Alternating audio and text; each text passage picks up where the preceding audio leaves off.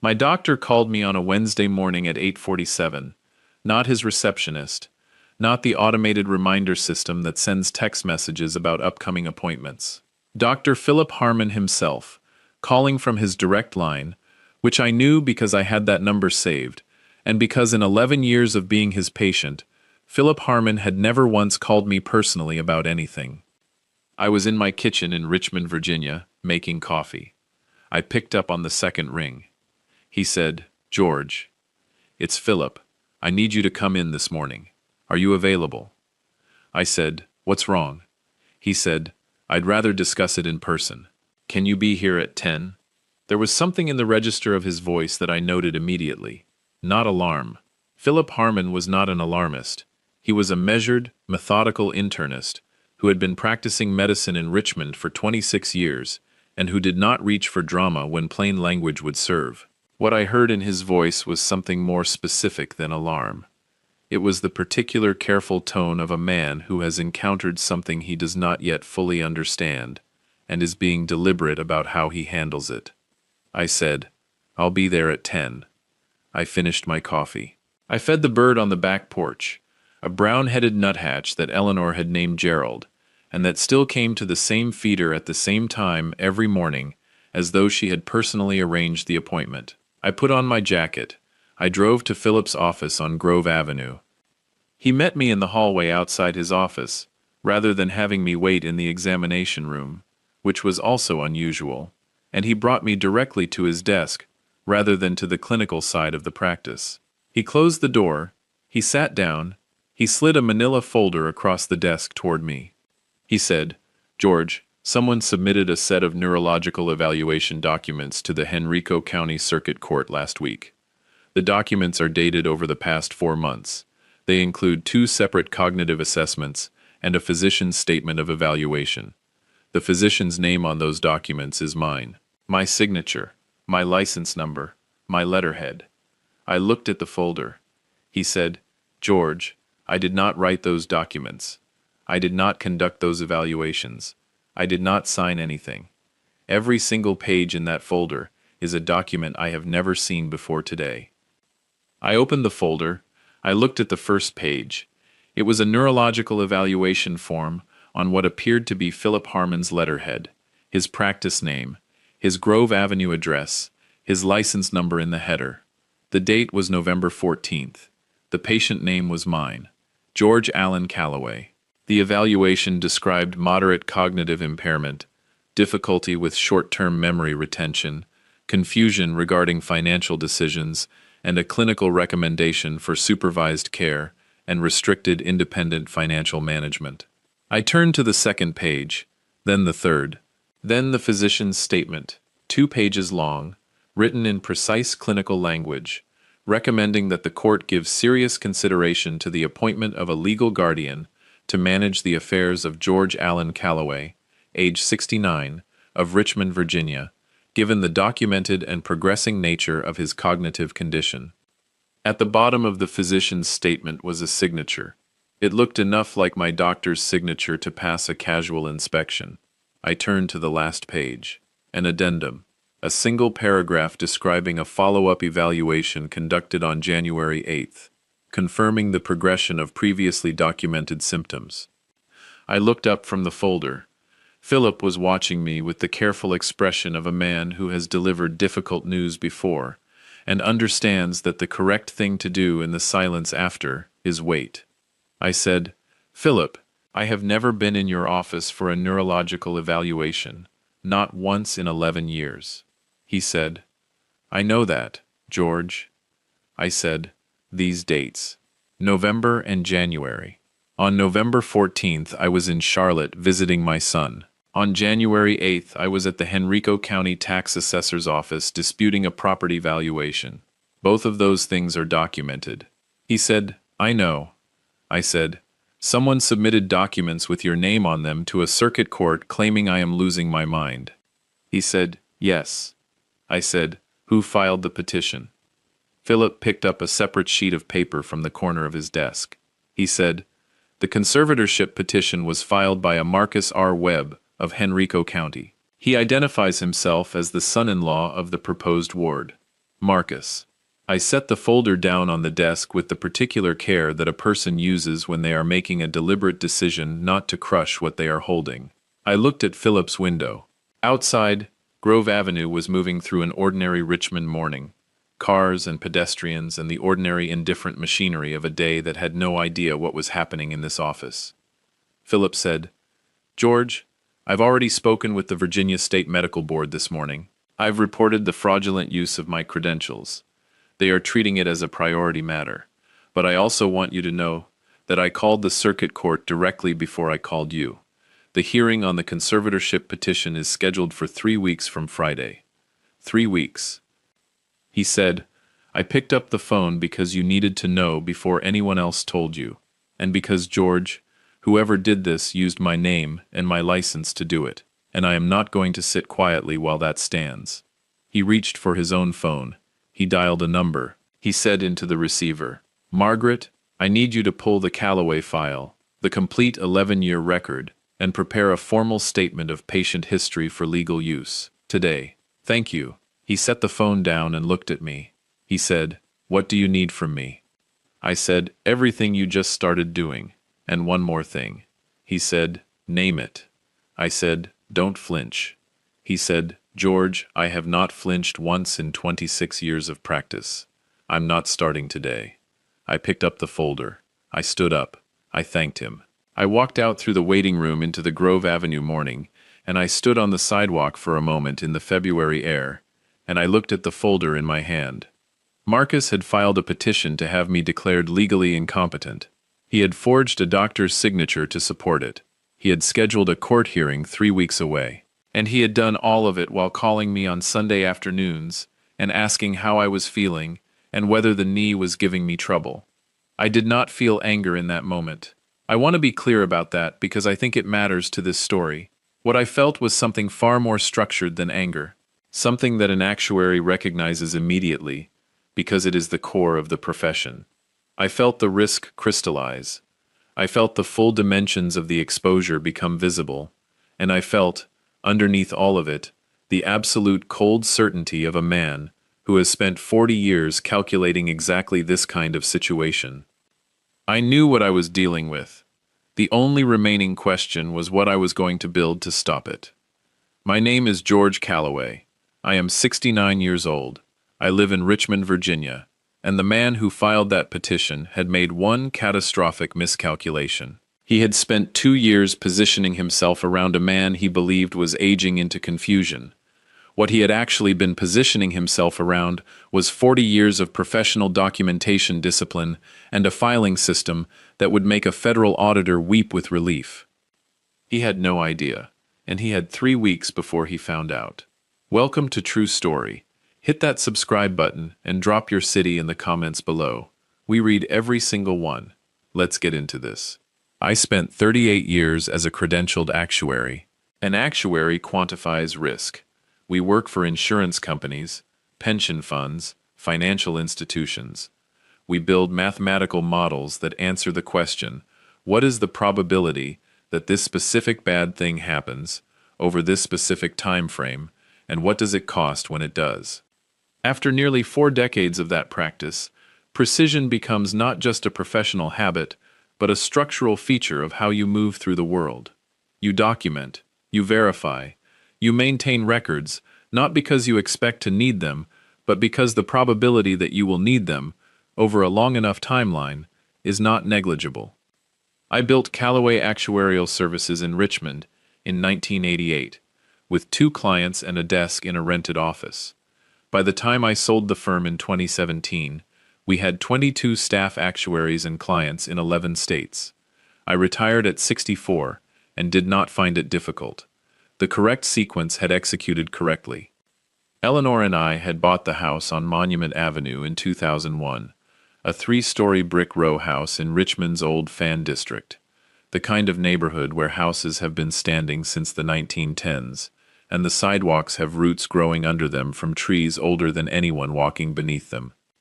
Eleanor Ann Callaway, born Eleanor Ann Bridger in Danville, Virginia in 1952, was a high school mathematics teacher for 27 years and the most systematically intelligent person I have ever known. She graded papers with a red pen stored cap down in a coffee mug on her desk, and could identify a logical flaw in a student's reasoning at 30 paces without slowing her stride. She was also the warmest person in any room she entered, which is a combination that not enough people understand is possible. She kept a notebook in the kitchen junk drawer where she recorded things she wanted to remember. Grocery lists, alongside quotes from books, alongside names of birds she had spotted that season, alongside things I had said that she wanted to keep.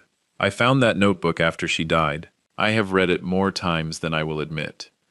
Eleanor was diagnosed with breast cancer in 2019 and died in March of 2021 at home, in the upstairs bedroom she had shared with me for 31 years, with both of our children present. I will not dwell on that morning. What I will tell you is that the house on Monument Avenue was different after she left it, and I have learned to manage that difference the way you manage a structural change in a building, by understanding it, accounting for it, and reinforcing where reinforcement is required. We had 2 children.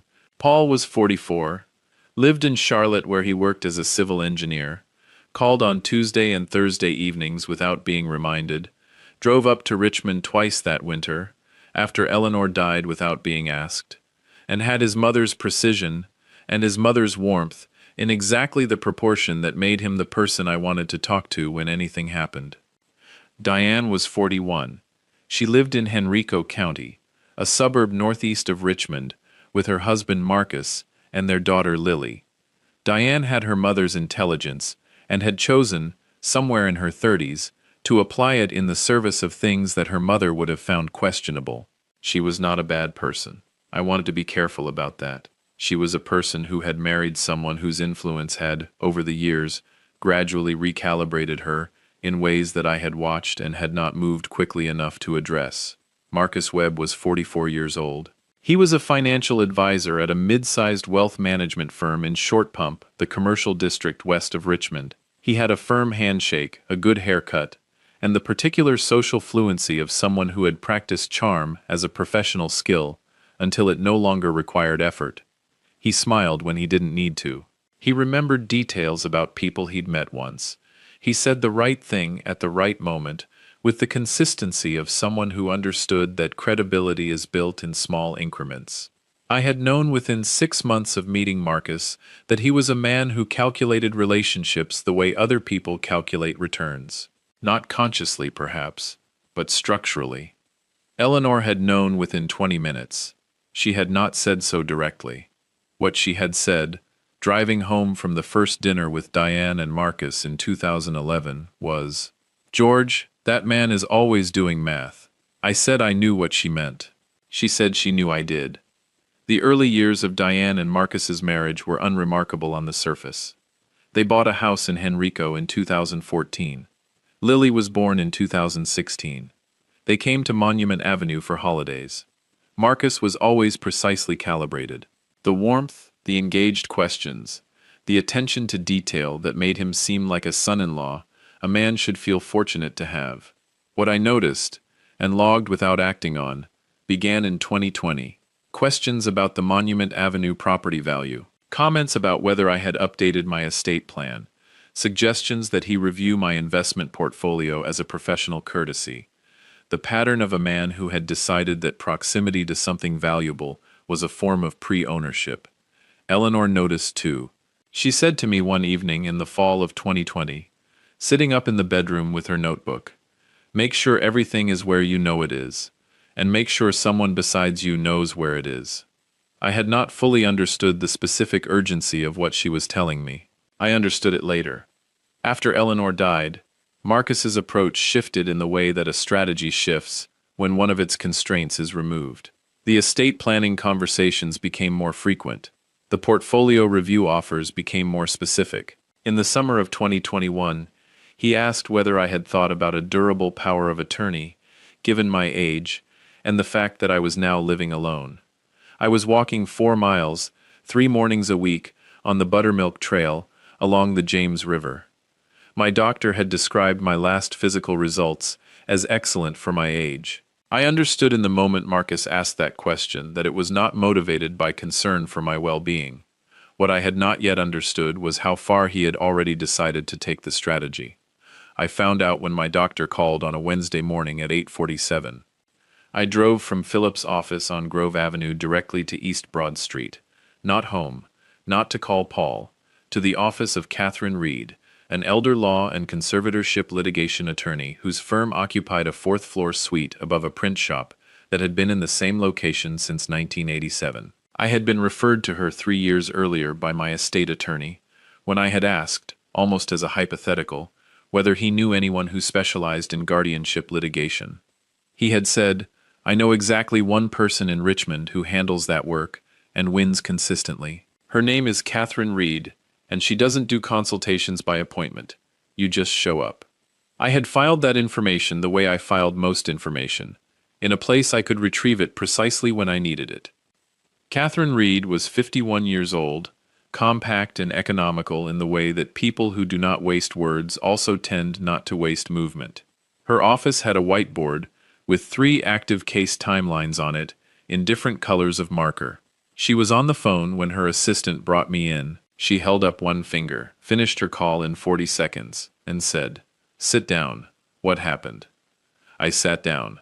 I put the folder on the table. I said, "My son-in-law filed a conservatorship petition in Henrico County Circuit Court, claiming I have moderate cognitive decline. He supported it with medical documents that appear to have been signed by my physician. My physician did not sign them. The hearing is in 3 weeks." Catherine looked at the folder without touching it. She said, "How do you know they're forged?" I said, "Because I have never undergone a neurological evaluation, and because my doctor called me this morning to tell me he had never written those documents and had already reported the fraudulent use of his credentials to the state medical board." She said, "And you have documentation of where you actually were on the evaluation dates listed?" I said, "November 14th. I was in Charlotte visiting my son.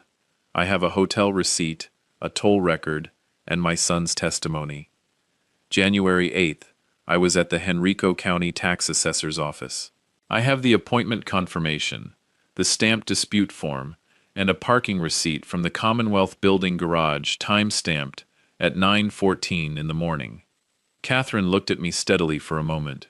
She said, "What do you do for a living?" I said, "I'm a retired actuary." She said, "That explains the receipts." She pulled the folder toward her and opened it. She read in silence for 90 seconds. She turned pages with the careful, deliberate pace of someone who reads legal and clinical documents professionally. She reached the last page and closed the folder and looked at the wall. Then she said, "This is elder fraud, Mr. Calloway. What your son-in-law has done, if these documents are fabricated, constitutes criminal fraud on the court, criminal fraud against you, and the fraudulent use of a licensed physician's credentials. All 3 of those are separate felonies in the Commonwealth of Virginia." I said, "I know." She said, "How would you like to proceed?" I said, "I want the conservatorship petition denied with prejudice. I want the fraudulent documents entered into a record that follows Marcus Webb wherever he goes professionally. And I want to be standing in that courtroom when he understands what he has walked into." Catherine was quiet for a moment. Then she said, "Those are 3 achievable outcomes." She picked up her pen. She said, "Tell me everything. Start at the beginning and don't edit for relevance. Let me decide what matters." I told her everything. 47 minutes. She wrote in a hand I could not read, 2 full pages, and did not interrupt once. When I finished, she asked 3 questions. Did Marcus have legitimate access to any of my financial accounts? No. Beneficiary designations had been updated after Eleanor died. Paul was my designated successor on all accounts. Was my daughter aware of what Marcus had done? I said I didn't know. I wanted to find out before assuming. Did I have documentation of the conversations in which Marcus had raised power of attorney and estate consolidation? I said, I have contemporaneous notes on every substantive conversation. I've kept them professionally for 40 years. I have entries from March 2021 through last month. Catherine set down her pen. She said, Mr. Calloway, I have handled 31 conservatorship cases in this jurisdiction. In 31 cases, I have had perhaps 4 clients arrive at my office with what you just described. I said, I was an actuary for 38 years. Documentation is not a habit. It's a reflex. She almost smiled. She said, let me tell you what we're going to do. The first call Catherine made from my presence was to the Henrico County Circuit Court Clerk's office to formally enter her appearance as counsel for the proposed ward.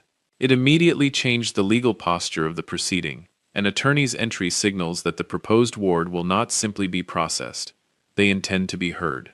The second call was to an investigator named Dennis Pryor, who worked out of a small office in Shockoe Bottom, the old warehouse district near the river. He was 59 years old, wore the same gray sport coat to every meeting I had with him, and was interested in what was true rather than what his client wanted to be true. He called Catherine 3 days later and told her what he had found.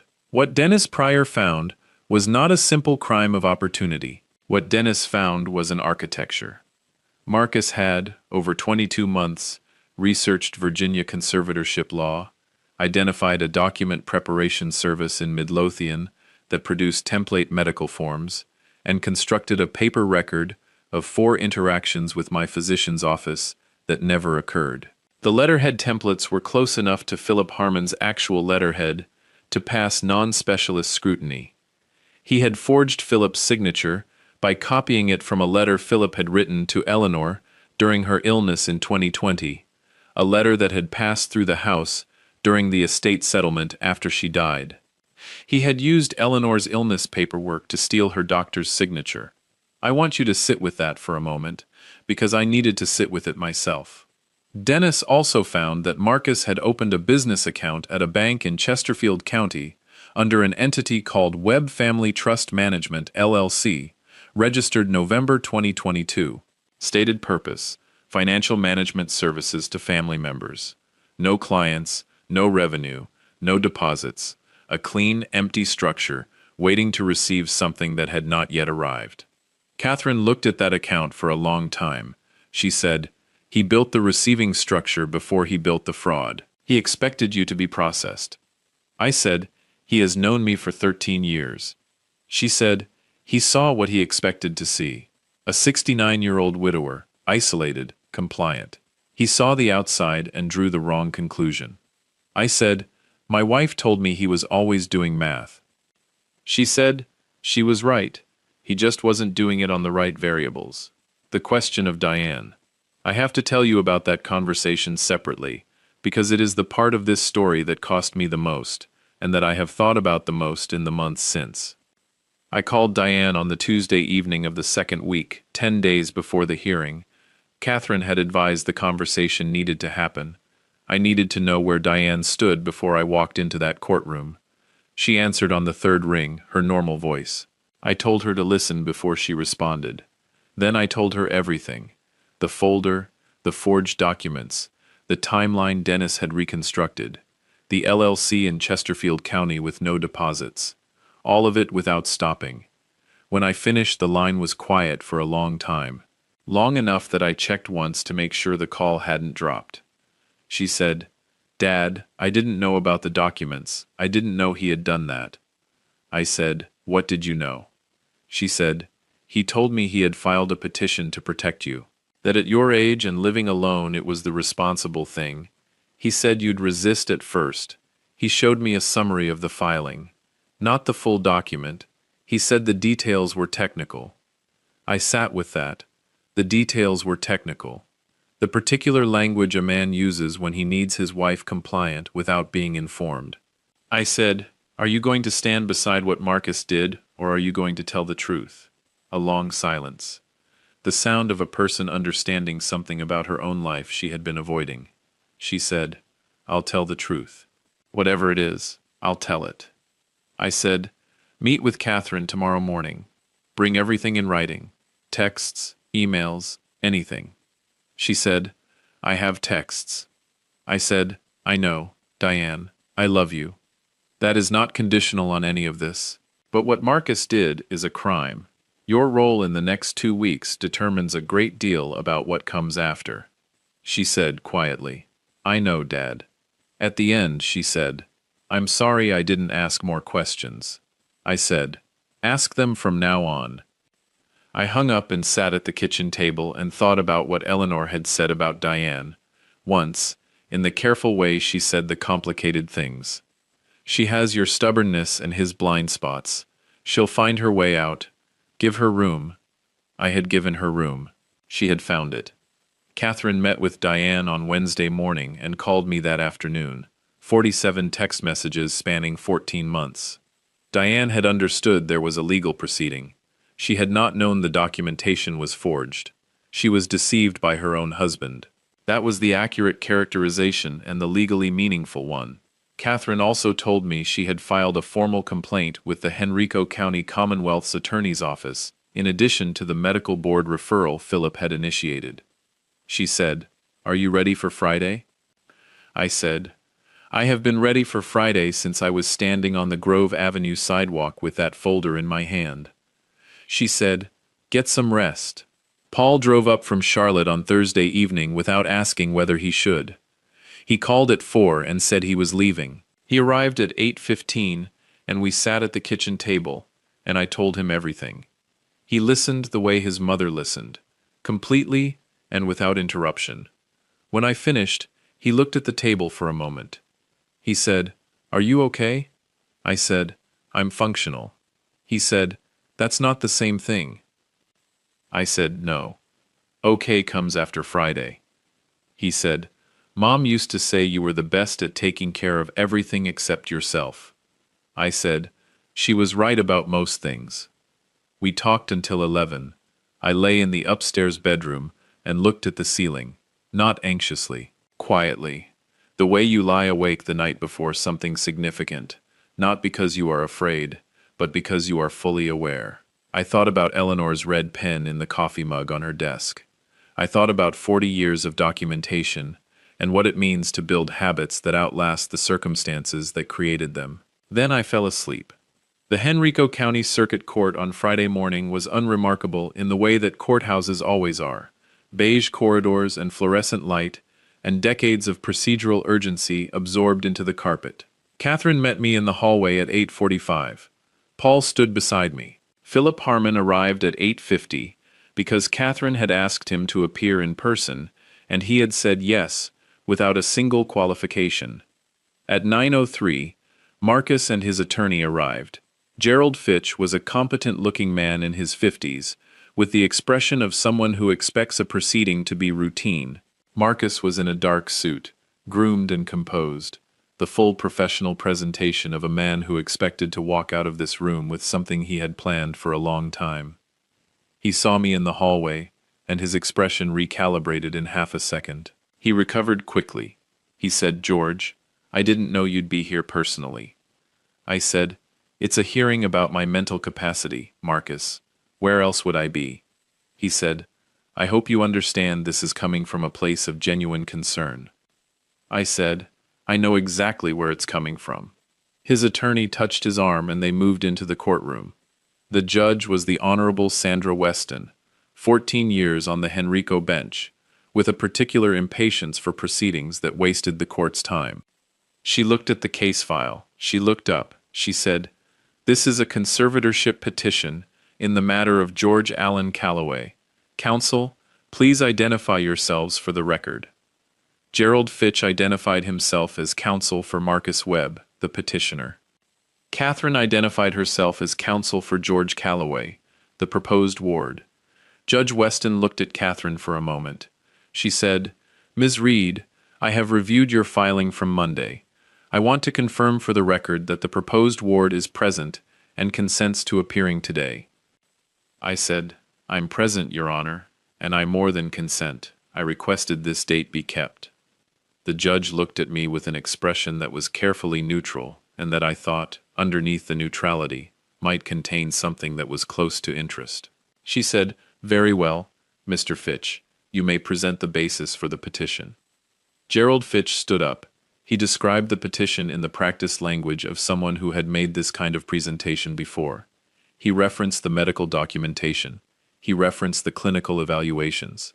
He placed the documents on the evidence table. He said that the medical record demonstrated a pattern of progressing cognitive impairment, and that the petitioner, as the son-in-law and a concerned family member, had sought a legal mechanism to ensure appropriate care and financial management.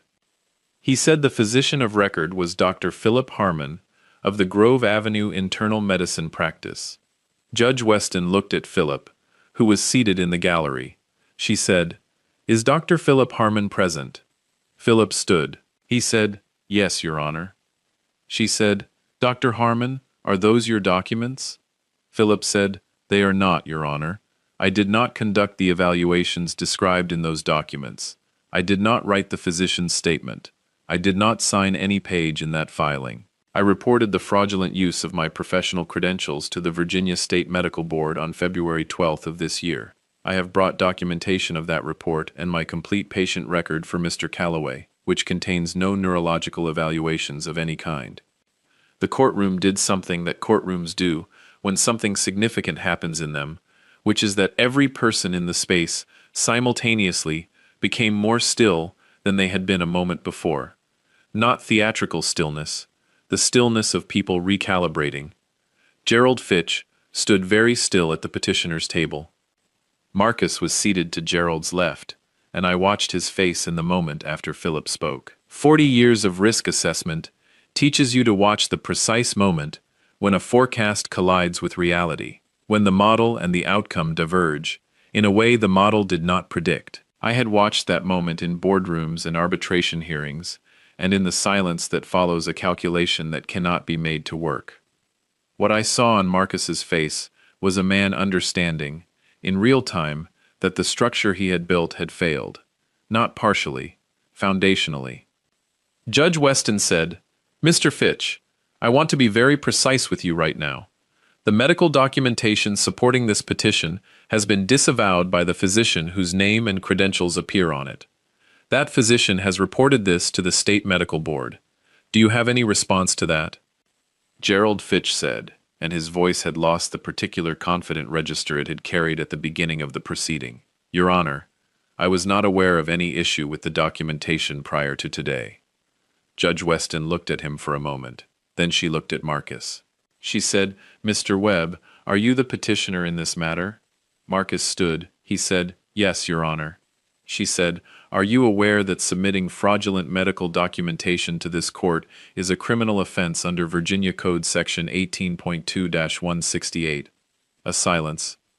Marcus said, "Your Honor, I can explain." She said, "I have no doubt." She looked at Gerald.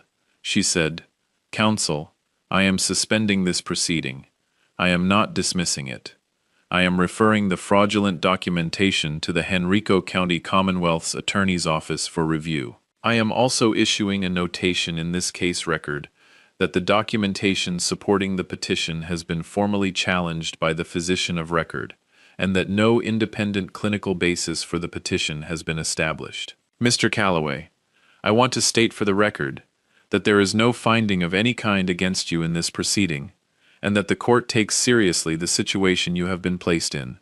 She looked at Marcus one more time. She said, "Mr. Webb, I strongly suggest you consult with your attorney about your next steps. This court is adjourned." She stood and left, and the room reorganized itself in the aftermath of what had just happened. Catherine touched my arm. She said quietly, "That went exactly as it needed to go."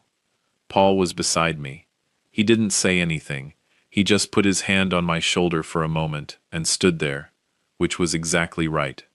I looked across the room at the petitioner's table. Gerald Fitch was leaning toward Marcus, talking rapidly in a low voice. Marcus was sitting very still, the suit and the haircut and the professional composure all still technically in place, and all meaning nothing now. He was not the man who had walked into this courtroom an hour ago. That man had had a plan and a position and a structure he had built over 2 years.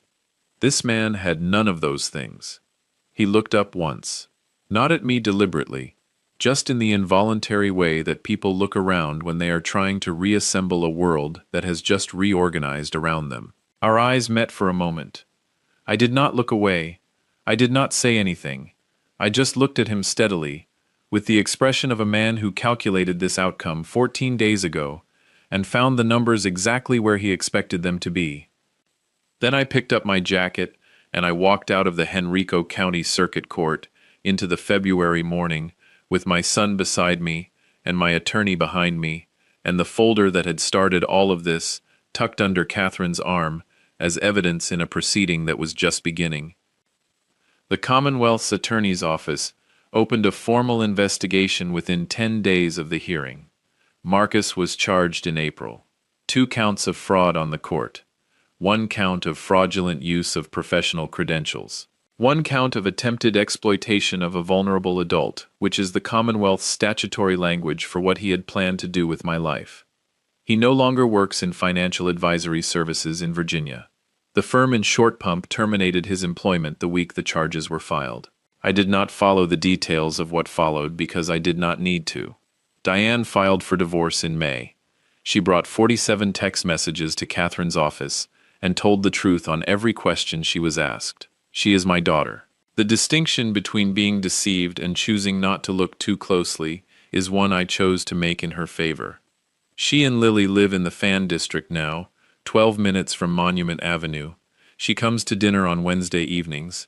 She asks more questions than she used to. Paul drove up from Charlotte for the first dinner she came to. The 3 of us sat at the kitchen table for the first time in a long time without the undertone the past 2 years had layered over everything, and Diane said, "Dad, Mom knew, didn't she, about Marcus?" I said, "Your mother knew things before most people finish thinking them." Diane said, "What did she know?" I said, "She knew he was always doing math. She just knew what kind of math it was." Diane looked at her plate for a moment. Then she said, "I should have asked her more questions when I had the chance." I said, "Ask them now." She left enough answers behind. The red pen is still in the coffee mug on Eleanor's desk upstairs. I have not moved it.